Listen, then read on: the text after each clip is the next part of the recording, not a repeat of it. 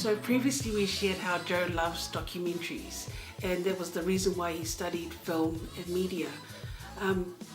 But the driving force behind that was that he's always wanted to capture and document the issues that are occurring in his homeland of West Papua, and how that's had an impact on him, his family, but in particular his parents, who unfortunately in the early 1980s had to flee their homeland of West Papua in fear of persecution. And because they had to flee, they spent most of Joe's childhood and teenage life in a refugee camp.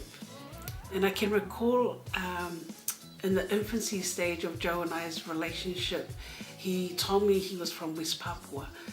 But I didn't know much about West Papua, and because I also wanted to get to know him a bit more, I did what any good woman would do, and I Googled him.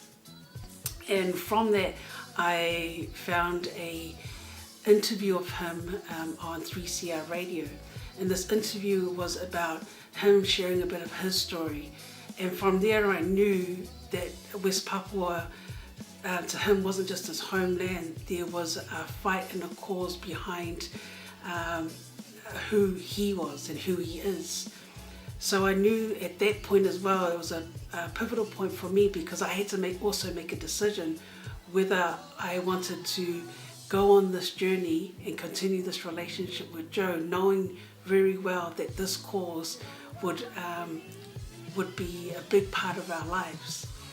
And so obviously I did, and when we got to the point of saying our I do's, I knew I was saying I do not only to Joe, but to his family, his community, and also to this cause of raising awareness of West Papua and the hope of self-determination.